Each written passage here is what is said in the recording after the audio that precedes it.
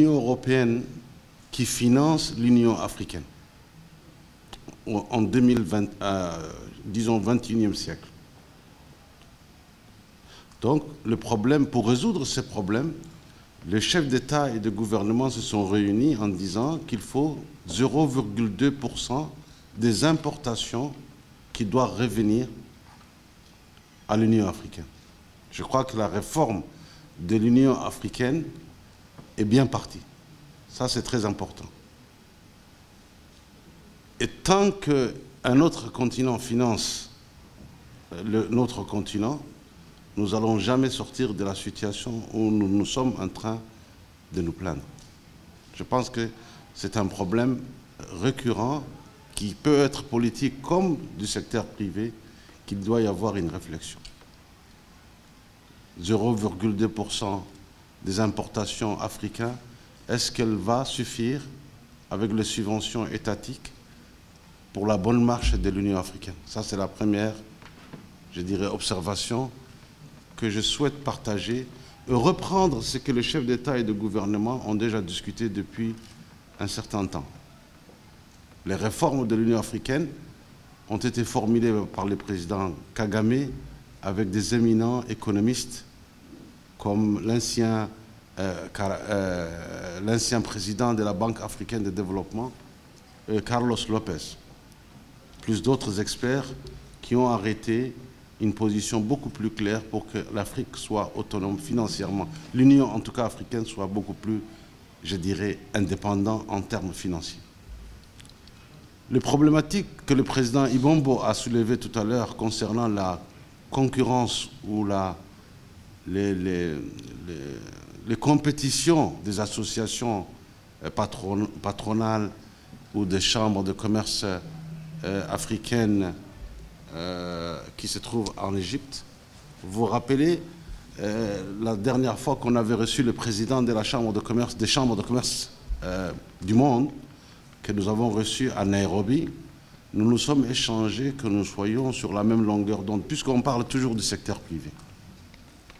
Et quelques temps après, il y a eu la réunion d'Égypte où nous avons échangé avec l'ancien président de cette chambre qui avait constitué aussi un autre bureau auquel je lui ai formellement déconseillé. Il est parti maintenant, pour votre information, de sa mission de président des chambres de commerce égyptiennes.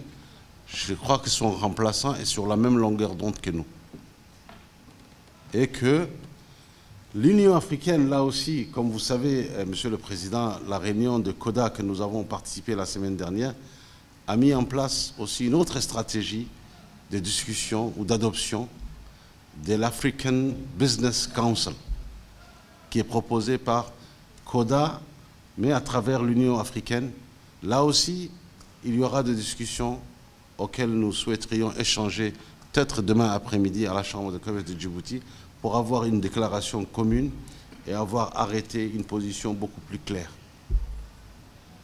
Un troisième point qui est très important, c'est le problème lié avec, et je reviens à M. Tlaon, sur le financement. Tant que nous avons des pays qui ont une convertibilité différente, l'Afrique, dans son marché commun ou dans son CFTA, connaîtra toujours des tumultudes. Comment donc on pourra s'en sortir? C'est la question que le secteur privé et les partenaires publics doivent se poser pour arrêter une position claire. Il y aura des difficultés pour certains pays, il y aura aussi je dirais, des assises ou des intérêts qui vont y défendre. Aujourd'hui, cette position est défendue par l'Afrique du Sud et par les pays presque, je dirais, intermédiaires ou semi-industrialisés. Mais beaucoup de pays africains ne veulent pas entendre parler qu'il y ait une convertibilité de monnaie à l'heure où nous sommes en train de parler. Donc, c'est la question que le secteur privé, d'abord, propose aux chefs d'État et de gouvernement, et qu'il y ait une deuxième, je dirais, réflexion que les responsables politiques assument. Voilà ce que j'avais en tout cas à rajouter parce que c'est le point le plus important. Si à Djibouti, le franc, le dollar, aujourd'hui par exemple à Djibouti, d'ailleurs c'est un des rares pays africains où le dollar est convertible à un taux fixe. 1 dollar est égal à 177 depuis 1948. Vous allez en Éthiopie à côté, vous le savez très bien, la convertibilité dépend du marché financier. Vous allez au Kenya, pareil pour le shilling. Vous allez en Tanzanie et encore. Vous descendez en Afrique australe, Zimbabwe, le président est là, c'est pareil. Donc il faudra qu'on trouve une monnaie auquel on pourra dire une monnaie commune pour qu'il y ait une meilleure, je dirais, intégration africaine. Voilà ce que j'avais à rajouter. Merci beaucoup.